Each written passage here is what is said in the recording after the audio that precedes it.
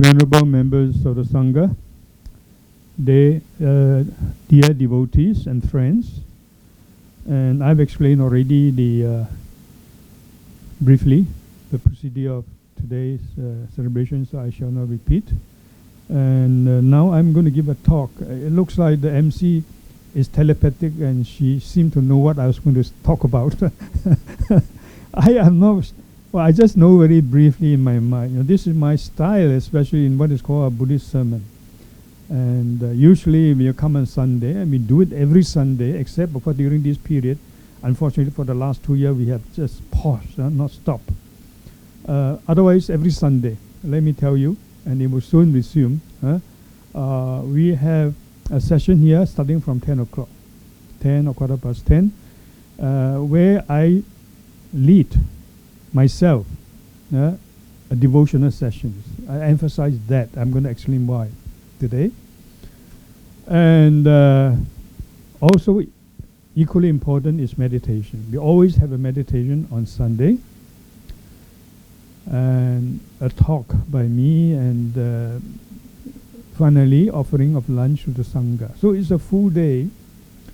Besides that, I think many of our students know we, even now, every day, whether rains or shine, in the morning we have meditation here, always. Even during all this whole period of, quarantine, and that's from 8 o'clock, and we usually have a few students to join me, but we don't publicize too much, but that will be about 1 hour or sometimes slightly over 1 hour. That's what we do because we are committed to that. We do it perhaps imperfectly, and I feel very much I'm very imperfect as a Buddhist, but we have our sincerity.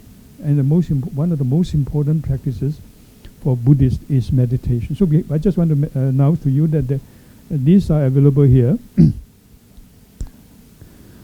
Yeah, so today, then I want to talk about all these few things and the refuges, because a few have, I give an opportunity for those who want to take refuges. And why taking refuge? Today I hope I can talk a bit about it. Okay, so first thing about Kathina, 1 or 2 words I've explained many times, and you can find explanations in many places. The word itself seems to mean hardness, or at least this is one of the major signification, and this refers to the merit that is gained by the monks during the rain retreat. And during that period, they practice sincerely, practice intensively. They recite the Dhamma, they preach the Dhamma to the devotees, they interacted spiritually, dynamically with the devotees around. So it's a period of intensive practice, and which also means a period of intensive accumulation of merit. We must not shy away from that. One point I have always made is that, unfortunately, in some Buddhist circles, those among those who feel that they are educated Buddhists, they seem to present Buddhism in an ultra-rationalistic manner, which I hope to remind ourselves, including myself and others, that this is certainly not the nature of the Dhamma. And making merit, accruing merit is not just for the village old ladies. We all must have merits. Basically, in a gist, accumulating merits is a practice for the acquisition of the momentum for doing good. That is what merit is. And even according to the Theravada tradition, the word punya is punadi visodeti iti punyam. That means that merit is that which cleanses and purges our mind. So it has tremendous spiritual significance. So it's not a question of just a custom, a requirement, you know, and so on. Yeah, and never think of it as in terms of the kind of a bank account affairs. You know, you accumulate a lot of merits, and then you can transfer some merit in that way, like you transfer money to others. We all have to purge our mind. We all have to gain the momentum for doing good. It's the beauty, the truth, the happiness in doing good. And one very important manner is by performing merits. So therefore, this is emphasized very, very much in Buddhism. And in this period, the monks in a traditional setting would have finished the 3-month rains retreat, as I said, during which time they practice and they preach, they interact with the laity intensively. Hence, the merit accrue is believed to be very firm, very strong, very hard to break. And that's signified by the term Kathina. Yeah? I can say a lot about it. I've said on other occasions. Today I feel I have more important things to say. You know, when even today at the PPT, this is also my style, but also I feel that a Dhamma talk like this should be spontaneous. And the Buddha never prepared PPT. He didn't go online and search for, you know, all this information and so on. And today we are already adopting the middle way, making some compromises, but necessarily. But we must remember the principle. Sharing the Dhamma view is extremely important, and it's important to you as to me as much as to you. Yeah. You know, I'm going to, by the way, I'm going to give a talk in Malaysia very soon, next month. And maybe some of the things I've said today will be repeated but elaborated there. And you know, they wanted to make my lecture, my talk, a Dhamma talk. And I say, no, it's better to say a lecture in that case, because there must be a distinction between a Dhamma talk and a Dhamma lecture, but it's still Dhamma nonetheless. Huh? Okay, so this is the meaning of Kathina. So the Buddhists believe that it's a very, very important occasion. And this is, you can say, just in terms of important, in a way, just next to the celebration of Vesak.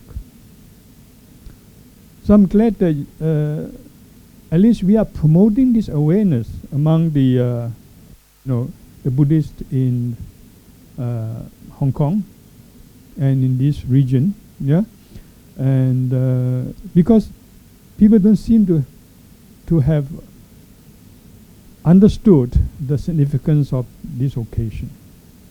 Yeah, everybody is busy. I'm busy. Everybody knows that I sleep very late, and then every day I have to get up enough time to have my breakfast, and then to come to do the meditation, and then start my whole day, and so on. We can't make any excuse. That's why I'm sharing my life with you. Yeah, and there are many things I want to do. I want to write my books. I want to, you know, spread the Dhamma more, and I want to do my research every day. At my age, I'm still learning the Dhamma every day. Yeah. And because that's my life, I don't think I'm doing a job. Not even a career, but this is a career is better than the job, of course. But you know, it's the sense of purpose for a Buddhist, and taking refuge, I want to say at once, is to find the ultimate purpose of your human existence. And without that, we cannot continue to exist as human in the proper sense. That's why today we have problems of depression. After I come to Hong Kong, I realized suddenly that it was such a popular word, or even like, you know, everybody's talking about depression, and they say they come to the center or they come to Buddhism because they want to study Buddhism because of depression. And so, of course, it's good to be aware of this situation now developing. It seems like it is more so in the West, in the modern time. But my suspicion is that is a negative aspect of modernization. Yeah, and this is not to say that human beings suddenly become more worried and have mental disturbance only in modern time. That's common human nature throughout history. Yeah, in the Buddha's time also. Buddha, I always say, Buddha was deeply depressed, very, very deeply, seriously. So serious that very night he wanted to leave the home. And then he became the Buddha. But they don't have this label. The labeling is a very dangerous thing. Because you attach conceptualizing the label depression. Oh, I have depression. Or somebody has depression. It's like you see people with depression, they commit suicide, and then you feel like you're going to do that. You feel you have to do that. It's very unfortunate. We must not transport this kind of modern psychological labels and associate not just label as such, but with psychological implications to the Buddhist culture, and that we have to be aware of that.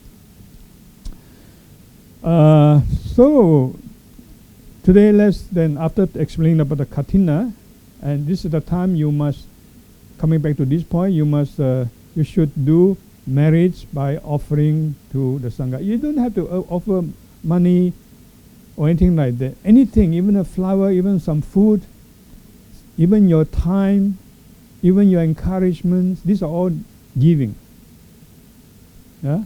You learn the Dhamma, then you spread the Dhamma. This is Dhamma giving. The Buddha says that the Dhamma giving excels all giving. All these are spiritual activities, which also involves so-called merit making. So today is the day, above all days, time above all time, for you to think, let me practice merit giving. Yeah, so okay, so much about the significance of Kathina, today's celebration. Another thing I want to emphasize, I've already talked about this ritual and celebrations. I do it because it's not, as I said at the beginning, it's not a question of my duty. It's not a question of a custom application, because it is a practice for me as well. And it should be practiced for all of us. So we have to remember that. So, how do we make celebration, customs, a spiritual practice? The key point is mindfulness and understanding.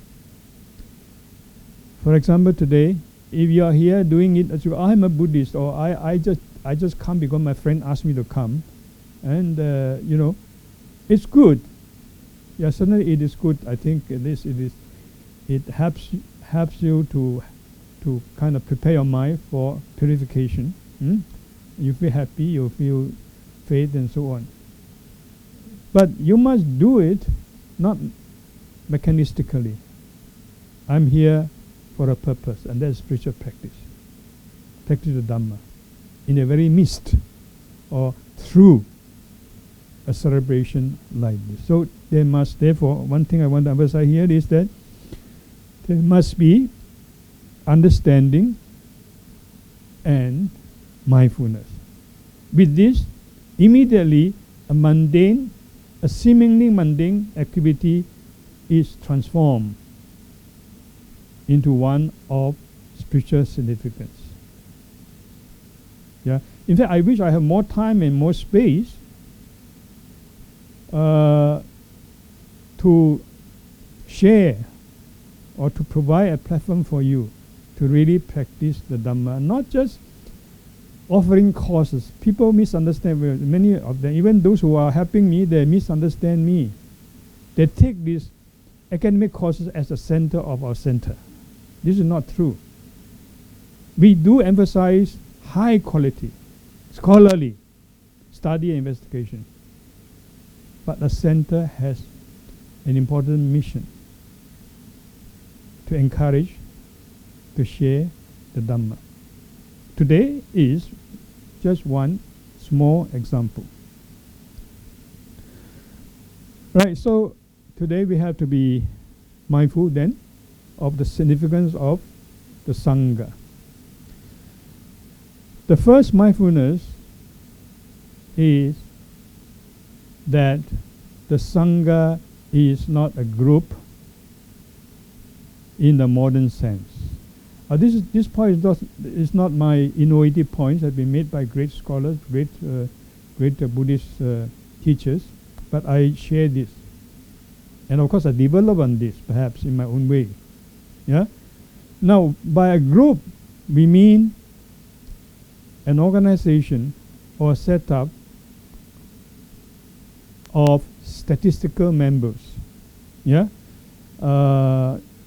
Usually guided by herd consciousness. Everybody does something in that group. I belong to that group, whether I call it Buddhism or Christianity or whatever, or what party, what ism. You don't have awareness of your individuality. Because you are led, you are dragged by what we may call herd consciousness. That is not the nature of a Sangha. That is the nature of the group. So Sangha, you can say, for one of the better term, is a spiritual community that is in contrast to the group. A Sangha is a kind of loose association of individuals or of Buddhists who aspire to be true individuals. We can only humbly say we aspire. We are not true individuals yet, actually, like the Buddha. We think we are, but usually we are just being individualistic. And this, unfortunately, one nature of in a modern society. Forgive me to say that I think it's largely from the Western culture. I know there are some very great Western Buddhists. I don't mean to offend them, but it's one of the negative parts of it. Yeah, and a country like this, which has been colonized for many years and acquired that kind of mentality in many ways. But there are so many great things from Western culture that they should pay attention to and learn. But in the West, I have been to the West, I lived in the West, and I have met young people, educated. They all say they wanted to be individuals. They want to be different from others. Yeah, this is being individualistic. This is not a true individual. A true individual can stand against disapproval by others, and is independent of the emotions of others. Yeah, they must think I'm important, what I'm doing important, and they must respect me, they must obey me, Then what I'm doing is great. Huh? No, it's not like that. The Buddha is not like that.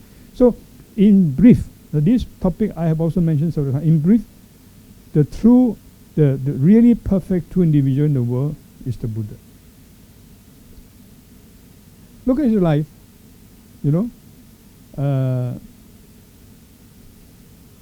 He was a prince, as we understand, and he had the best education, the best of wealth, the best of position, the best of enjoyment, everything that a modern young man or woman aspires. You people I want my children to be somebody in society. There's nothing wrong with that, but let's not forget to have true individuality, not to simply follow the demand requirement of society. Now, I also make a joke. When I in a Buddhist country that I lived for many years, I learned many great things from them. But one thing interesting I noticed among my colleagues, very learned colleagues, professors of Buddhist study, Buddhism, Buddhist philosophy, professor of Pali and Sanskrit, I noticed that they never encourage their children to do Buddhism. You know, they want to send them to do medicine, to be engineers, to do computer science. Oh, what about Buddhism? I thought you people are devoted to it and committed to it, and you spend your whole life teaching it.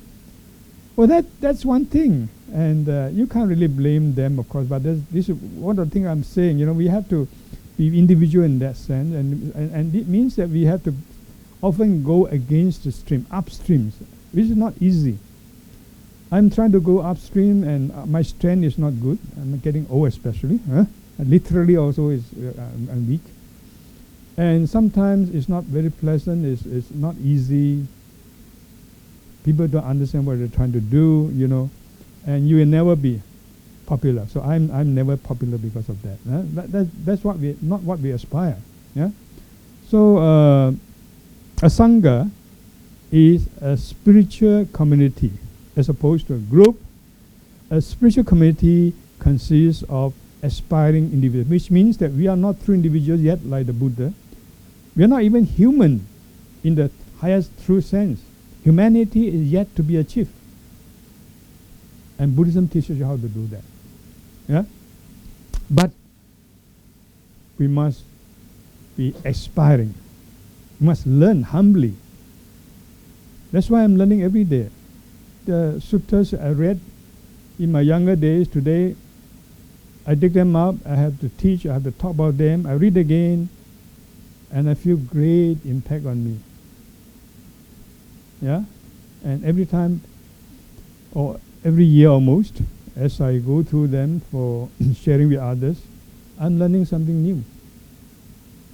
And I realize sometimes I have made mistakes, even in my understanding. We must be humble. If the Buddha is there, I will feel happy to say sorry to him. Yeah. So, this is what the Sangha is. Yeah. So remember that it's not a community association in a modern sense. That's why I'm afraid I don't share the values of the modern Buddhist organization. This is not meant to be a shall I say, a vicious attack or anything like that, but I think it's our duty, a responsibility to point this out. The way the Sangha is going, I have taught, I have chosen some suttas, you know, to explain, to show that. Like the Badali Sutta, I think you remember that. Yeah? The Buddha says that the question was asked, why in ancient time there were so much less disciplinary, so many less disciplinary rules and codes. Yet there were so many more spiritual beings, so many more practitioners who attained spiritual fruits. Today means the day of the Buddha. Badali asked the Buddha like this. He's a very intelligent monk, somewhat rebelliant. He said, but today there are more and more rules, you know. More and more and more. And people seem to add on to it when they have the organizations. They will impose another set of rules on others. Don't do that, do this. Can't do that, you can do this, you are allowed. So Badali asked the Buddha, today there are more and more rules. But I think you know what he's going to say. Less and less spiritually attained individuals. Why is that? Then the Buddha explained, gives very important criteria. And those criteria, I think we should follow them for the benefit of the advance of Buddhism, for the benefit of our spiritual individual advance. And he says that when the Sangha has become very big, this bigness is one thing, it will begin to deteriorate. That's true. Now today, the value is very different now.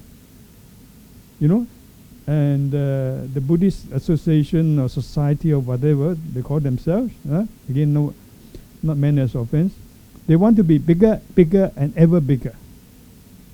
They take pride in having great membership. Even in Malaysia, I can mention Malaysia because I won't be offending somebody here. Well, I'm from Malaysia.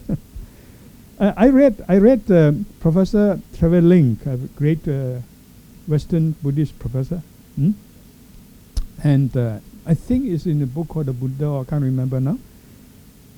And he pointed out that, you know, it was so strange. He was referring to one particular so-called missionary society. Look at the word itself. That reminds you of the kind of Christian kind of mentality. Yeah? And they boast in their magazine of, we have so many thousands of members. You know, we have Sunday school. Think about these things, these categories. You know, these values are the Christian value, but it's so interesting. These are promoted and even emphasized by those venerables there. So traveling is the irony is that traveling as a Western professor observed this, and he thinks that that is not true Buddhist religiosity. Just to say briefly. So this is one thing. And then, so another thing is when the Sangha had become very wealthy, gained great wealth, and too much gain, it's also time for degeneration. That's also true. We don't want to amass greater and greater, but of course we need, on the other hand, we need finance to run, to do important things, but we must not have our priorities, our values, right? In such a manner that if we are Buddhist society or Buddhist center or whatever, or Buddhist temple, you want to be richer and richer and richer. Yeah? And then he even said, Buddha says, even too much of learning, that is said, learning not spiritual learning, but too much of distracted, you know, worldly learning, that also is a factor for degeneration. So in this way, the Buddha laid down very, very important conditions. And today I don't have time to go through all these things, and you can listen to some of these talks. I think online, I believe, and also in our lessons. Every year I choose important, inspiring passages and suttas to read. Only now, in recent year, I have a chance to share with you those valuable teaching of the Buddha, historical Buddha I'm talking about, Gautama Buddha in the Pali Sutta. But I didn't even have a chance to do that when I was, say, teaching other places like Hong Kong U. I greatly enjoy their hospitality and their kindness there. But I didn't have a chance to teach Mahayana, Theravada, you know. I think people who have learned, my students didn't realize. I taught Mahayana actually, which I am happy about, yeah. It has tremendous greatness. I'm going to talk about that. So our emphasis is non-sectarian. I taught Mahayana, I taught Yogacara, I taught Sanskrit, Prajna Paramita, hardly anything Theravada. The only one subject that's close to it, that is Sarvastiva Abhidharma. Even that is Abhidharma pertaining to normal tradition. So anyway, this is one thing we have to think about, to be mindful of the Sangha. The values of the Sangha, what a true Sangha is. Don't look at the Sangha as an authoritative structure, yeah, and you know, and you want to support and make and transform that center or organization, association, and to make it bigger and bigger and bigger, richer and richer and richer, you know. I think those are the wrong emphasis. Unfortunately, those are modern values that, you know, come into us. So we must aspire to be kalanimita, the spiritual friends to one another, and to encourage one another, to support when they slip, when they fall down, because we always fall down. We need the encouragement, the kindness, the love, the understanding, yeah, even the forgiving, yeah, respect by our fellow practitioners. So we should all be kalanimittas to each other like this in a Sangha. At the same time, always remember our individuality, or the individual will be aspires to achieve by the Buddha, which means that we must discern the Dhamma, discern the Buddha continuously to understand what Buddhist values are. What emphasis of the Buddha in our context? What is the significance, importance of the Sangha? What is the Sangha? How it differs from an ordinary group or society, the term that I use today. The Sangha must be promoted, of course, as I say, in hopefully in a positive spiritual way. We need the Sangha. We can't say today is a modern society, a modern era, you know, and the monastic Sangha, the Sangha is no more important. It's not important. I'm aware of this emphasis, and sometimes they are made with much sincerity, and they have their point of view. I must say that. But for me, the traditional Sangha must remain, even though we are not perfect. We don't need hypocrisy to proclaim ourselves as saints. No. We all have what is called raga, dosa, moha. We are human beings. Even monks and nuns are. But you still should need the Sangha. In this connection, I remember one point made by again another famous Theravada professor who was overseas, very well-known person. With all my respect, deep respect to him, so I'm not going to not mention his name. But again, I'm going to mention this point. You know, there was a discussion in the West at that time about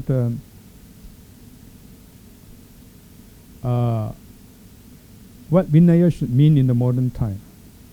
You know, and what is the attitude towards Vinaya. And there's a lot of talk about, among the intelligent exponents, especially among not especially, but among the members of the Sangha. And they say, oh, now time is different. We don't need this, you don't need that. You don't even need to wear the robe. You know, you don't need to shave your head. You know, etc., etc. Very shocking. And I heard one Theravada monk, very learned monk. I believe he's a good monk, but his point of view I can't share. His point of view is that, well, no, you don't need to change anything. All you need is to reinterpret the Vinaya rules. I think that's a very dangerous thing. Do you know what I mean? For example, in modern time, if you have very learned, skillful lawyers, they can interpret the laws. The laws are there. Why are the laws there? The laws are to protect the people, to guide the people. Of course, I am not at all putting the Vinaya and the secure law on a par. I believe that they are fundamentally very different. That's another point. But talking about the secular laws, you know, everybody can interpret it. If you are rich, you have a lot of money. If you are intelligent, you have good lawyers, then you can get away with it, with your murder or whatever. This is shocking. Are we going to see this happening in the Sangha? If that Venerable said is correct, then we only need to learn to interpret. Of course, that tendency to interpret is human, and it happened in the ancient Sangha. But there must be awareness of it. No, rather than interpreting it, you must understand the true spirit. But we don't have to just follow literally the letter, and there must be a sense of awareness on our own imperfection, our sincerity. And many things we can't really practice as laid out in the Sangha. But then we have to understand how the Vinaya rules came about.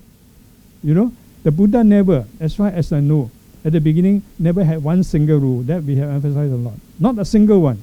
It is said that the Sangha, you know, harmoniously and you can say spiritually existed for something like 12 years without a single rule. Vinaya rule. We have to reflect on this. These rules came into being gradually. You know, in the this is the institutional aspect of the development of Sangha.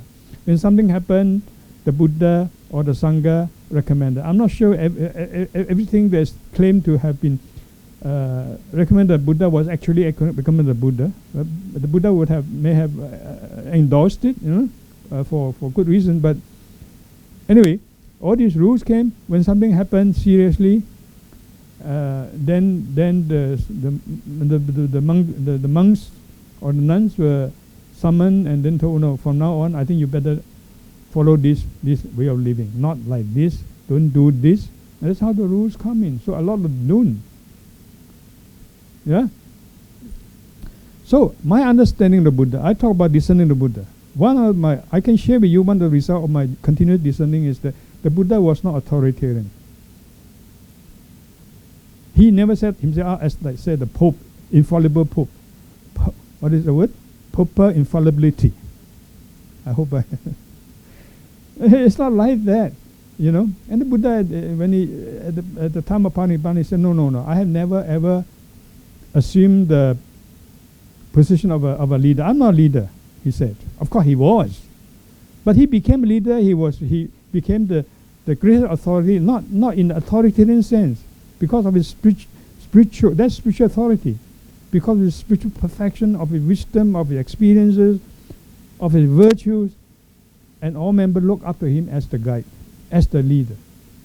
So that kind of authority is very different from that kind of authority. Is authority, the nature of a sangha, not in an authoritarian structure.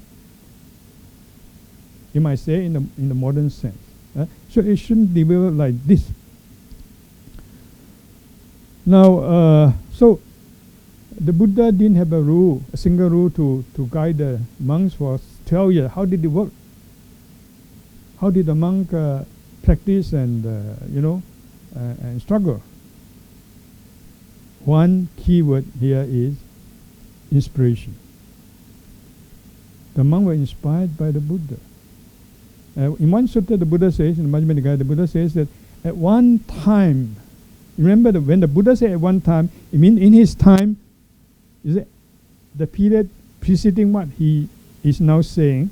He said at one time, I was gladdened, my mind was gladdened by my bhikkhus. Why? Because I didn't even have to instruct them to follow a single rule. All I had to do is to remind them, mindfulness, to share with them my experience. Look, if I do like this, I feel comfort and peace in mind. Not like today, you have people have so-called depression. Why don't you follow? Why don't you try? That's the Buddha's way. And the Buddha practiced, in example, as a personal example, and it is inspired by the bhikkhu. Even though they were intellectuals, they were fighting, they were monks like this, and all these disputes, all these so-called psychological problems are there from not just today, but from the Buddha, but they all became secondary. So this is the nature of the Sangha, and it works by inspiration. Of course, in the time of the Buddha was there to inspire. What about now? Well, we may not have enough monks and nuns to inspire, but we have the Dhamma. We have the Dhamma. I think the most important thing is not the success of the monk or nun, the degree of success, right? In say following this Patimokkha, this rule, that rule, but it's his sincerity, his understanding, his sincerity, his faith, his compassion for humanity as exemplified by Buddha. Discern the Buddha, you'll find that he has always been compassionate. He's not just a kind of rational, intelligent, logical kind of philosopher, not like that. He was a perfect individual, a perfect being, human being, right? In whom wisdom and perfection were one. So discern him. I think if we have sincerity in it, it doesn't matter how much we fail, we deserve to be, we can inspire others. Or we might even say we deserve to be understood and respected. So this is the inspiration. In the case of the Buddha also, today we can be Buddhist. We follow Buddhism. We have the Dhamma. The Buddha was the first person to discover the truth called the Dhamma. The word Dhamma means the truth. It also means the teaching of the Buddha, because what he teaches actually flows out from the truth that he experienced. 所以法就係佛，又係佛所說嘅就係佛法。法亦都係真理。It's the highest truth also. Today we can do that. We have Buddhism. We have the Dhamma. We are so fortunate. That is because if you look back to the life of Buddha, I recommend you to discern the Buddha. One way is to keep on reading, learning the Buddha. I should talk about this actually on Vesak Day more than today, but it's connected with the Sangha. To feel, not just in the suttas that he has taught, the discourses, but also his personality, his life and examples are equally important.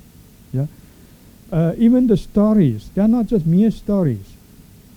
Yeah, I believe that most of these stories that you read in as biography of Buddhas were actually facts, but have been how should I say? They have been polished, they have been beautified, and so on. But nonetheless, there's a core of facts there.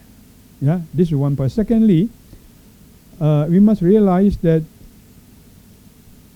they are symbolic of the truth of the Buddha, of the truth of his teaching. So watch out for the symbolism. But again, be careful and don't misunderstand me when I say Buddha's teaching story is symbolic, or when I say Buddha's statue is symbolic of human enlightenment.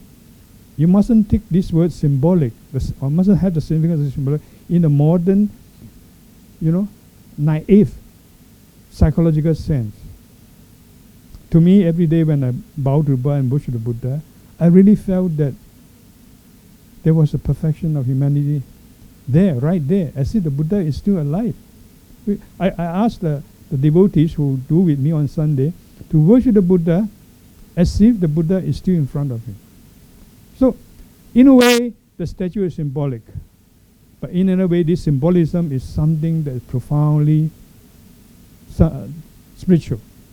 And we use that word because the spiritual truths cannot be directly discerned by us, not at this stage. But we can feel the correspondence, that symbolism. Yeah. So, I want to just give one example. Talk about the inspiration and the significance of Sangha. We can see this symbolized in what is well known as a foresight of Buddha. You remember the foresight? Yeah, the Buddha one day met an old man, with his search editors, and then second time he met a sick man, third time he met a dead person, fourth time he met, whom did he meet? He met recluse, a mendicant. And that's very, very important. Every time, in the first 3 times, he got so, using a modern word now, borrowing some modern word, he felt so depressed when he went back. And he didn't know what to do. What can I do? If it's true that everybody cannot be permanent, we have to die, and then we cannot solve the problem of impermanent. What can we do? We can't escape from facts, but we can transcend them. And he saw this transcendent in that recluse. When he saw this mendicant, he felt the serenity, the peace, the perfection of humanity, even though the mendicant was not a perfect being, but he felt it inside, in the depth of this person, as it were. He knew that is the human potential. I can follow that way of life. I can take up that value. I shall be transformed. I shall find solution to the fact of impermanence, not for myself only, but for all sentient beings. People misunderstand Theravada Buddhism, thinking, saying that it is self-centered and selfish. No, actually, everything that you look at the life of the Buddha in the biography, you feel that everything is underlined by compassion for all living beings. So this is the great example, the inspiration that I'm talking about, from the recluse that he saw face to face. And he then became a monk. He became like a beggar, so much so that his father had to scold him. You are. In Chinese would say, Yeah. You go against the tradition. You don't have filial piety. I wanted you to succeed my seat, my throne as a monk, as a king, but you became a beggar. But the Buddha explained to him that he has tuned into, he has joy the spiritual lineage, not the worldly lineage. And that's a different story I've said. But all this started with the inspiration he gained at last. He found the solution. So today we should have that kind of feeling. We don't have the greatness of the Buddha, but we should emulate that. Feel that although Sangha is not perfect, although monks and nuns are not perfect, but the Sangha symbolizes the possibility of the perfection of humanity, of the complete unfolding of the human potential, of perfect enlightenment, of perfect wisdom. So the Sangha must remain. Well, we are all different, and this is one thing. Monks and nuns are different.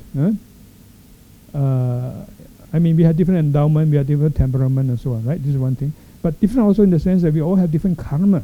My karma is not the same as your karma. You can't judge a person just by what's happening to him, what he's doing or she is doing. Because you don't know the karma of that person, the samsaric aspect of that person. Yeah? And so on. So, we all, Sangha members are all different, but they all stand for the Sangha in the spiritual sense. They represent the Sangha, and the Sangha must be preserved. And they stand up to preserve it. It's for this reason that we emphasize the Sangha Day today. And to learn to feel, mindfully feel inspired by the Sangha. Yeah. Actually, by the way, you know that story about the Buddha finally, Siddhartha, more correctly, seeing the recluse, you know, and then sparked off his urge to want to be renunciate, and so on. And he said, from say in one book that this is the exemplification of what he calls the productive orientation. He talks about psychological types. You know, if you want to learn so-called Buddhist psychology, I don't know what they are teaching nowadays, but I think there's so many great material that they miss. They don't bother to take up. This is very unfortunate. Anyway, Fromm says the Buddha. For Fromm to say that he was Western intellectual, highly intelligent, highly thoughtful, highly educated, yeah, and he didn't come from a Buddhist background, but he saw in Buddha humanity perfected. He saw in the Buddha what he calls a productive orientation. I think the Buddha must have constituted the source of inspiration for him to formulate that particular type. There are other types, you know, like a common one say that you meet every day in a society like this is what he calls a marketing orientation. You know what I mean? I don't have that. Look at others all as commodities. What profit can I get out of that person? If not, then he's bad. If yes, then he's good. They cannot feel the humanity, the humanness among themselves. Yeah? Anyway, we don't have time to go into this, but if you're interested, you know, I always recommend this group of humanistic psychology and psychotherapies. Yeah? Anyway, so this is what, formed by his observation, a Western professor, layman, right? By his observation, what he inspires us. And today you can translate that into the importance of the Sangha. The Sangha must be there, however imperfect. And we must support the Sangha. I'm not asking you today to give me good lunch. Okay, so this is the importance of Sangha and the importance of inspiration from the Sangha and the importance of inspiration by the Buddha also. What follows is I'm going to give you, I don't have time to give you a lecture today in the too formal sense. But I show you the Pali only because I have guided you, the student know what I'm talking about, and I don't have time to go through them. But look at the English only. This year, just right now, I have a chance to discuss this sutta again, which we discussed, I think, in 2015. A sutta called the Panya Sutta, and the word itself, so ring a bell, it's about what we mean by wisdom in the truth and the Buddhist sense. Why do we want to do this? Why do we want to respect the Sangha? What is the ideal of the Sangha? You can say that it's the achievement of Panya. And we want to achieve that, so we want to share with the members of the Sangha. Right? Support them. If they are not perfect, help them like brothers and sisters. This is what we read in the Mahayana Sutta is very great in this aspect. In my Mahayana lectures in Hong Kong University and here also, I pointed out that there was a sutta in which the Buddha is supposed to be answering questions, instructions, right, by a lay bodhisattva, a lay person bodhisattva, and he seemed to be a very, very sincere bodhisattva. His name is Ugra.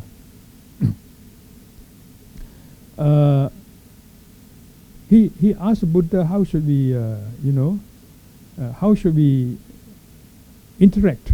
How should we learn from the Sangha? So the Buddha advised him that you must learn from Sangha. And then one of the things, to cut the story short, it's very long. The Buddha says, if you go to a monastery, again talk about symbolism. The monastery itself may not be perfect, literally, but it symbolizes holiness. It's because of the existence of monastery that the monk can live in the monastery, and then they might have a chance to struggle, and finally you have Buddhas.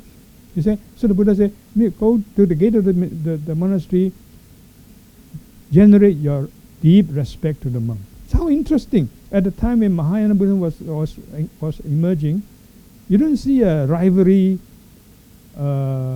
humiliation,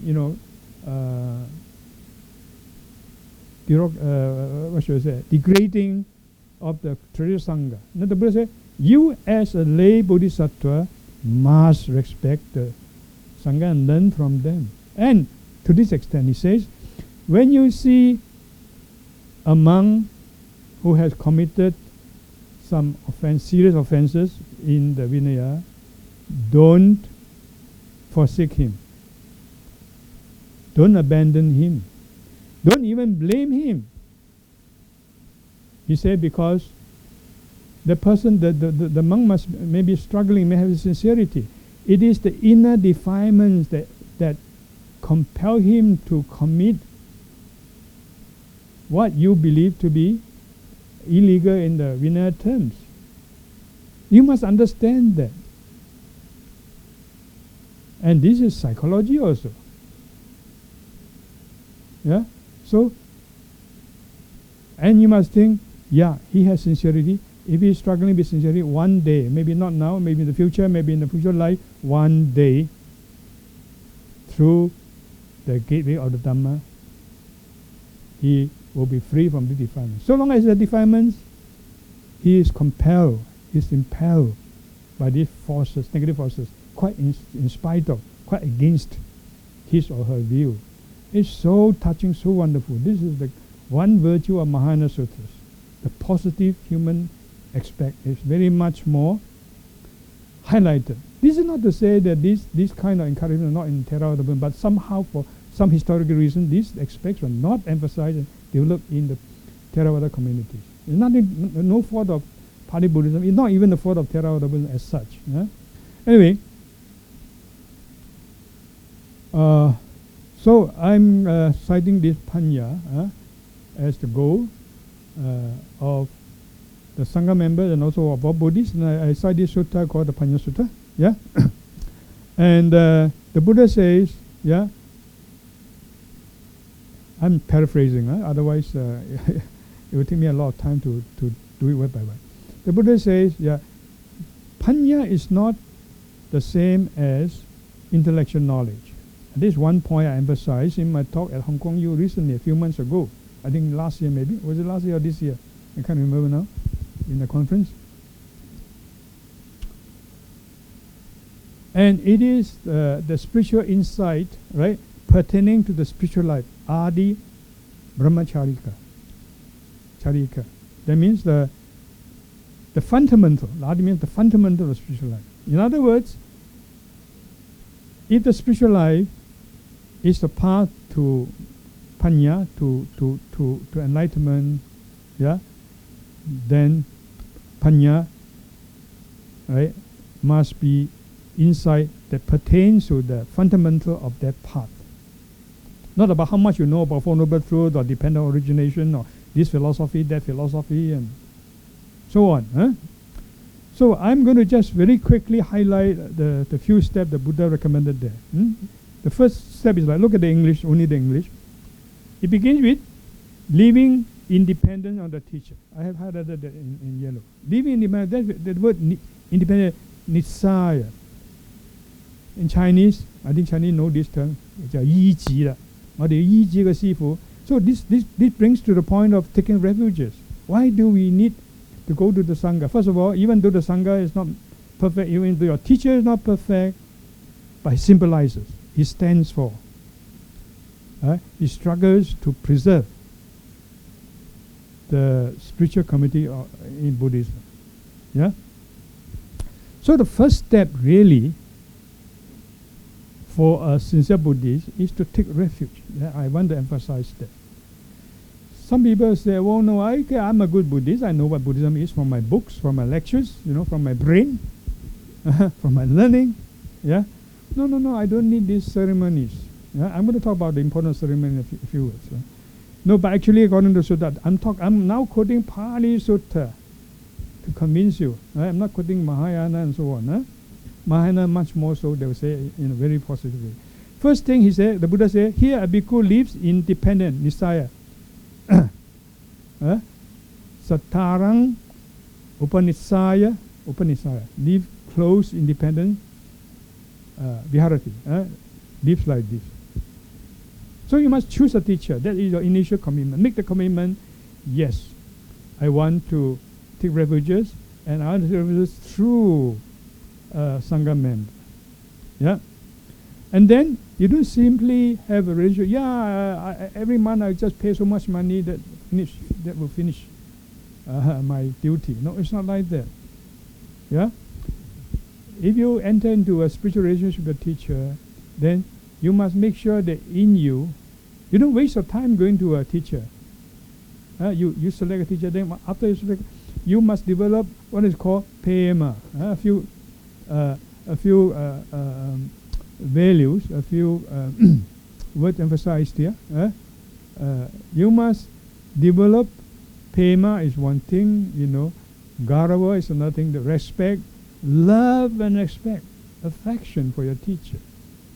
How different it is from ordinary education in the classroom, where you don't even know the teacher's name, or teacher doesn't even know your name, and you want to wait for the chance to challenge your teacher. Not like that. You must have deep love and respect, and then a deep sense, a strong sense of moral sinfulness in you must be established before you enter into the relationship. You say, yes, I fall short of the Sangha members or of the Buddha. Right? Let me not be hypocritical. Let me accept this fact, but try to do something about it. Yeah? So you must have what we call the prerequisites to attain the wisdom. This is the first step. Yeah? And I have to go a bit fast now. Secondly, you have to be receptive. You have to take initiative to learn. Then in the second condition, the Buddha says, for attaining this panya, that literary wisdom, right, that pertains to the fundamental of the spiritual life, is this. That person, having gone to the Buddha, he must take initiative to learn. That is his receptivity. Nowadays, many young people, they don't even they are learning a lot of things to you. They won't. How should I say? They won't confess it. They won't show it. They never want people to know that they are learning from another person, because they think they know everything under the sky.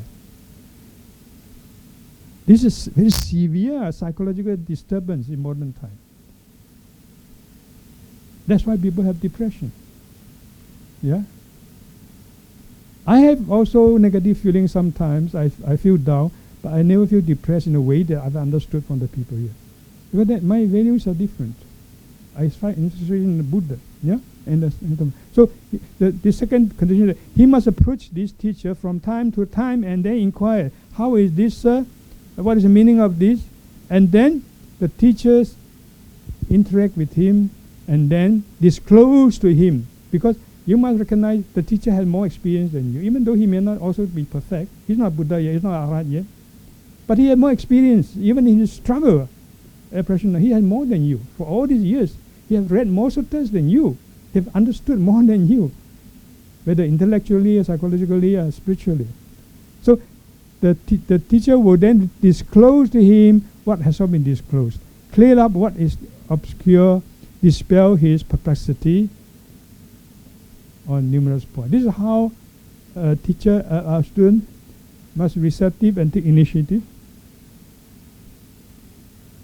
It's going very fast, so it's always the case with me. A talk is turning into a lecture again. Anyway, let me go even faster. Yeah. Then, that is not enough. The person, this is learning from a Sangha member, this is relevant today, must then begin to really commit himself in his life. One thing is to disentangle himself. The socializing, he must now choose whom should I spend time with, whom I should go away from, and so on. And then he must change his lifestyle. Lifestyle is very important. It's not all in my brain, in my intellect. Let me live a life that continues to it.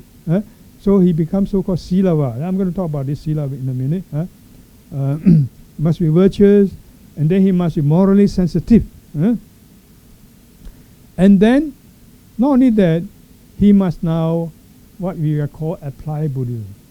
Even recently, I was reminded, hey, Buddhism, you cannot just learn Buddhism, and there must be a thing called apply Buddhism. I think it's a misnomer to say that, because true Dhamma is always an application. Otherwise, it's not true Dhamma. Yeah? When you label like this, you are either insinuating or implying that there are people who learn the Dhamma, even though they are sincere, just for the sake of learning, intellectual knowledge. Well, no. You see in the ancient time at least that people are motivated in the heart. Anyway, so you might say that you allow your Dhamma learning to transform you now. So not only learning, not only bearing in mind, accumulating it, and then you feel the Dhamma is beautiful in the middle, in the beginning, in the middle, in the end, and then you reflect on it. You internalize your knowledge, and you even recite them. Recitation is very important. Even at the Heart Sutra you recite. Mentally investigate it, and then you finally come to penetrate into it. This is to make it say very fast. Then you must then apply vigor, talking about application. And that vigor is not being busy here and there and running about. Yeah, we need help like this, but more important is your spiritual vigor. And spiritual consists in understanding your mind. What is kusala, what is akusala in me? If something is akusala has come out, I will stop it. I will try to stop it. Right? If it has not come out, I try to prevent it coming out. For the kusala, for the wholesome mental state, if it has not arisen, I encourage it to arise. If it has arisen, I want to sustain it. This is spiritual vigor. Okay? Actually, this is meditational. Yeah? And then he must be more and more committed, and then his life become one that is completely centered around the Dhamma. When he goes to a community, this is talking about Sangha, the Buddha says, either he must speak the Sangha, or make others help, request others to speak the Dhamma, sorry. Either he must speak Dhamma himself, or he must remain silent. So in other words, it's only one option actually, really, right? To speak the Dhamma, to think about the Dhamma, to share the Dhamma. And finally, it's very important, the whole series leads to the point that now he must do meditation. After all these things, he must meditate on the impermanence, arising and ceasing, the skandha, the khandhas, the aggregates, and so on. Finally, he knows that this leads to, interesting, affection, respect, esteem, accord, and unity, i.e. in the Sangha. Right, I don't have time to elaborate on this, so you can see that I have summarized here. That also I will skip.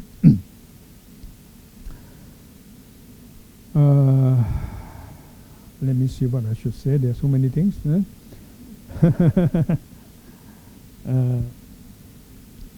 Okay, one thing about I say a few things about the word sila, the concept of sila. Usually it's understood in a, again, outer rationalistic way, a mechanistic way. Sila means you observe 1, 2, 3, 4, 5, or 1 to 10, and so on. You see, one by one, do's and don't. That really is not, in my understanding, the truth. And it is part of it. Yeah, these recommendations are good for us. Like 5 precepts is a guide for us to feel inner harmony and to also lessen our suffering on others and so on. You can understand that. But what I'm talking about is the most essential nature of sila actually is nature. The word sila is nature. I'll cite. You can look at the dictionaries. It's very interesting. Even the PDF dictionary gives the meaning of nature, habit, nature, as the first meaning of sila. And I must respect them for doing that. But I didn't realize that they have been doing it because a word that I knew as a young Buddhist. Today, because of the talk last night, I looked into it and I was so happily surprised to see that they list that meaning. Sila is nature. That's what I have been emphasizing, of course, maybe in some different way. Sila is your behavior or living in such a way that in that very living, in that very behavior, you try sincerely to align with the nature of the holy. You see this holiness, sacredness, as I say, symbolized in the Buddha, if you like. And you look at him, that's why we must bow to the Buddha. That's why we must take refuge. We must be humble before our teacher, because that is a way to tune yourself into tuning in. Quite despite the polarization by people like Timothy Rary, tuning in, dropping out. You know what I'm talking about? But I think it's a very important description. We tune into the nature of Buddha. You align with it. You feel, in other words, you feel drawn. You know, the description given is like this. I think I've seen it somewhere by a Buddhist teacher. You know, like your inner string is struck. You know, it can resonate, right, with the tone near you, and you come to really be one with that nature. You acquire that nature. That's sila. So important thing is not so how many rules you observe or how many you can't observe, but your sincerity to want to acquire, to want to align with the nature of the holy, the sacred, and feel happy about it. Yeah. Why do I? By the way, there's a way called, for instance, the Chinese seem to understand it better, but I say that PTS, these are Pali scholars, but they understood it well also. You know, for other one, you give one example. In Chinese, you have a monk called Lin Fa Gai, Nian Hua Jie, and his name is Kamala Shila, actually in Sanskrit.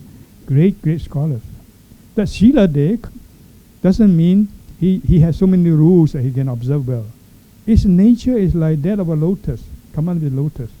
The lotus symbolizes transcendence. You might even say symbolize wisdom. Yeah? Transformation.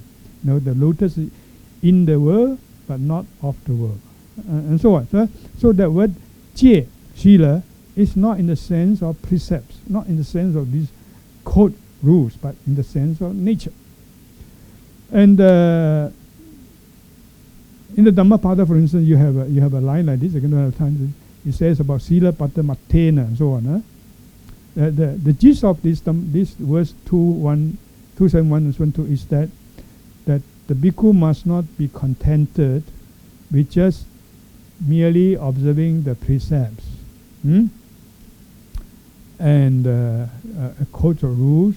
Should not be simply contented with his acquisition of samadhi, even meditation, not even with his ability to have a secluded living apart from the we talked just now about the disentanglement from people who disturb you. Not all these things.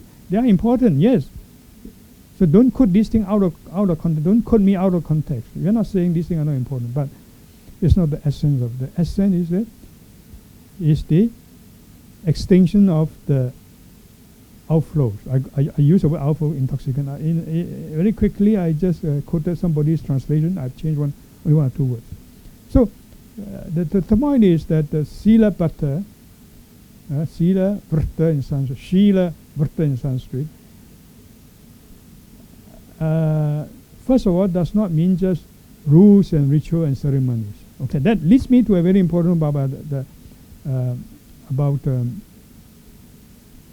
ceremony. Okay, we do the taking refuge through a ceremony. Then you may ask, why do I need a ceremony? I'm not good at it. And there's people say like that. I don't need it. But I want to show you just now. My intention was to show you just now that in fact it was emphasized also in Buddhism. They were not the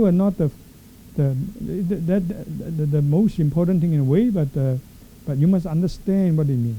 So that brings me to a point that in Theravada Buddhism, many ultra rationalistic exponents say the Buddha discourages rites and rituals.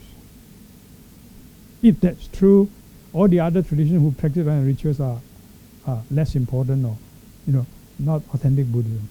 I think that's a serious distortion of the Buddha's intention there. This is the point I want to make.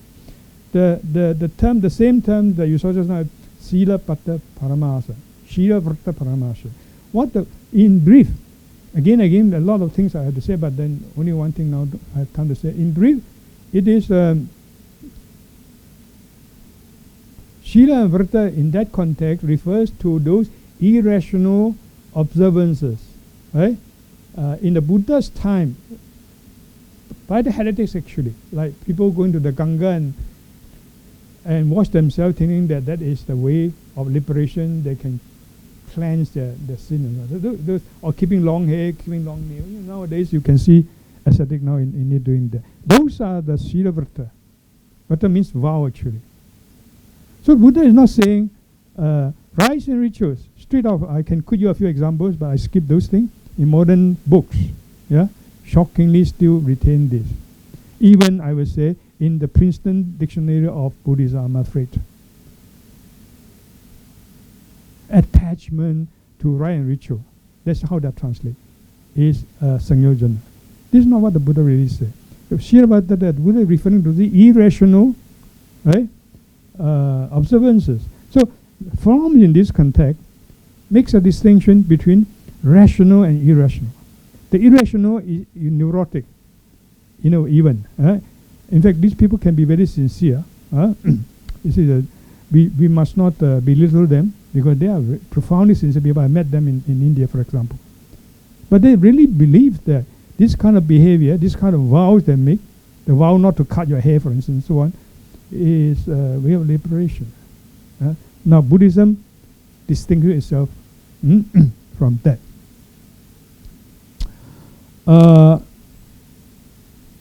So, how do we understand the Buddha's teaching there? We must understand that what the Buddha refers to are the, like From say, or like From didn't quote this, but I'm adding. It's the clinging of the attachment to irrationally, to the irrational religious observances. So that's why I emphasize when you do ritual is an integral part of Buddhism. You can't deny that. Go to any community and see how they practice. They can't do without ritual, and that's right. Because ritual is an important, very, very important way to unite your emotional center and your intellectual center, your heart and your mind. Bring out the deeper dimension of your human existence. All the yearning you have inside. I want to worship the Buddha. I want to respect the holy. I want to respect my father and mother. All these are wonderful, wonderful virtues. Often they are not developed.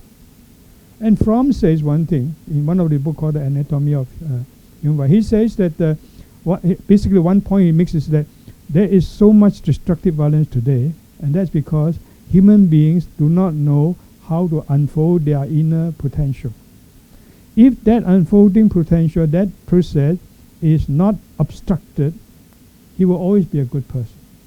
When it is obstructed, then he has what you people call depression, frustrations, and become destructive.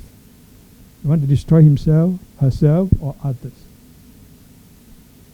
That's similar to what Buddhism says and even Taoism says. Yeah? So, Fromm then make a distinction between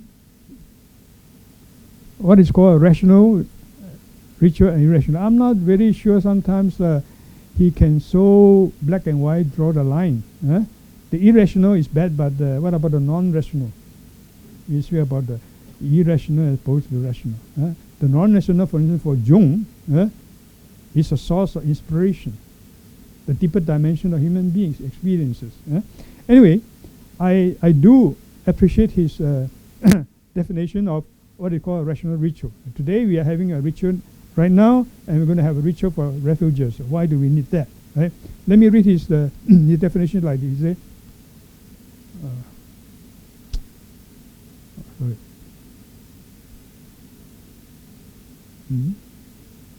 So what we have?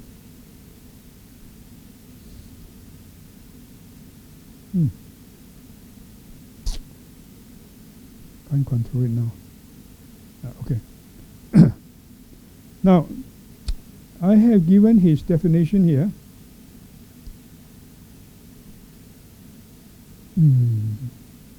Anyway, I remember it, so it's not there. What he says, he said a rational ritual is a shared action, expressive of a common striving, rooted in common values. A wonderful, beautiful definition. First of all, it's an action. Action has an effect. You do it, it's a wholesome thing you do, you must do it, and it transforms you. There's action in that way. And it must be shared. You don't just say, yeah, I'm a good Buddhist, but I don't let people know they are not so good Buddhists. I don't want to associate with them. I know Buddhism better. It's not like that. You know, the importance of spiritual fellowship must be understood and felt in an action, in the ceremony. That's why today, this is what we are doing today, having a open celebration, and we're going to have a ceremony and with others witnessing, and you share that your commitment. I have found meaning in my life from today onwards. Yeah, to be a Buddhist. And why shy away from that? Why hide it? Yeah, so you feel the joy, and others feel also the joy. So the word I'm using is inspiration today. We are all mutually inspired. So go back to his definition: a shared action, the importance of sharing and the importance of action, expressive of a common striving. It's a striving. We need to strive. That's where our sincerity is. We don't say, today I take refuges, tomorrow I'll be a perfect Buddhist. It's not like that. Even if you shave your head and don the robe, tomorrow you'll be still an imperfect person. So that means always a striving, and then expression, the word is very important. That brings out the psycho-significance of a ritual. You must feel, and you must become aware, you must become mindful that your deep feeling for the good, the truth, the beauty, the beautiful is being brought out, externalized. Your yearning must be externalized. Otherwise, there's something missing in you. You're not a total whole being. For Buddhism, we have body, speech, and mind. You say, don't say, I'm thinking I know about it in my mind, in my books. No. You say it, and you act, you bow down to the Buddha. And you feel that I have totally, fully made the commitment to be a Buddhist today. So it's a very, very powerful experience. Of course, if you do it, if it is done mindfully and with understanding. So this striving the striving is rooted in common value. We know what do we want.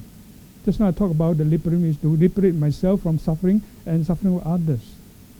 The ultimate unfolding of the human potential to the highest, to achieve true humanity. These are the values. Ultimate, perfect wisdom, perfect compassion that a human is capable of. These are the highest values. So they are rooted in common value. This is from the definition, and that I think the Buddhists can learn a lot. This is also psychology. Don't forget, he's a professor of psychology and psychotherapy. Okay, I think,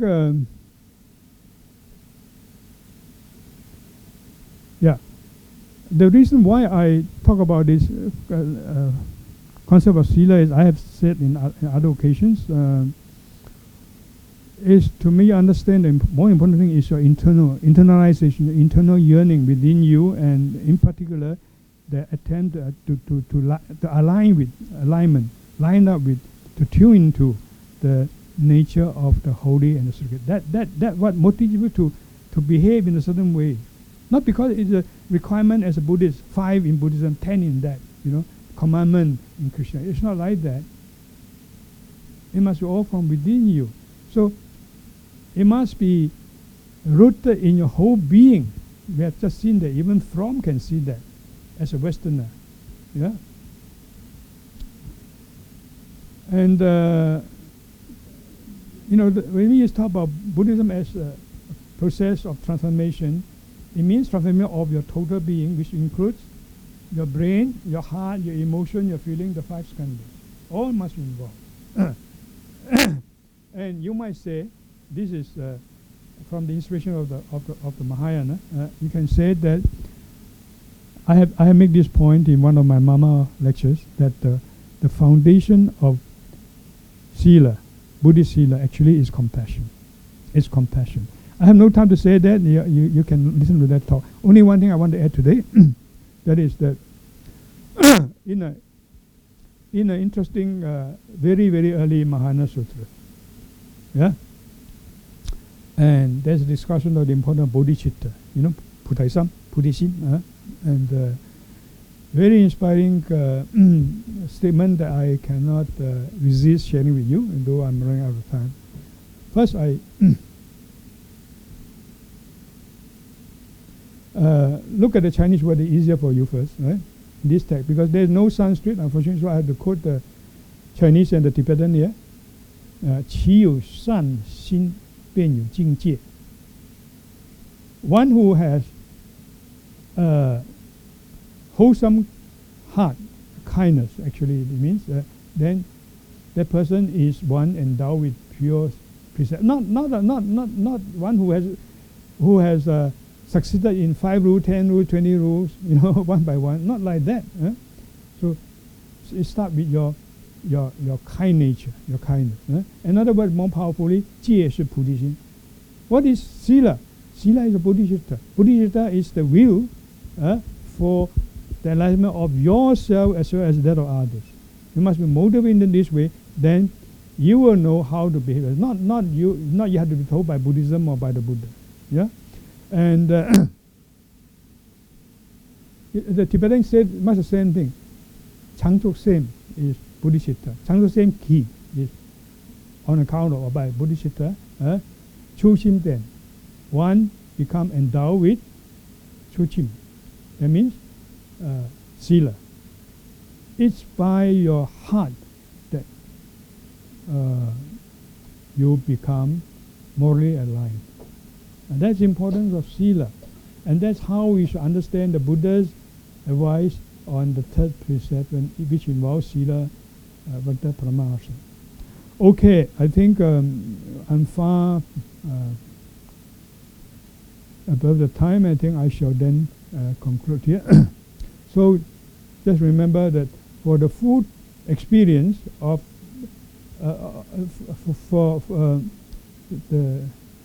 this English is wrong. I forgot to correct it. What I want to say is that the full spiritual experience must involve the total being, the 5 precepts. And the total being is a Buddhist vision mind. Yeah, And that reminds me of there are many Bengali Buddhists here from Bangladesh. Yeah, they have a very, very great poet called Tagore. Yeah, and one saying of Tagore is this: he said that when I give myself. When I give myself. Usually, when you do a wholesome act like giving, you hold back something. It's not your total being involved in. The Tagore is very spiritual in this, in saying this. When he gives, the whole being is giving. So is it like this? When we observe precept, the whole being involved, then it can never be a Sangha, cannot be a factor that hinders you spiritually. Okay, I think I'll finish here. Thank you.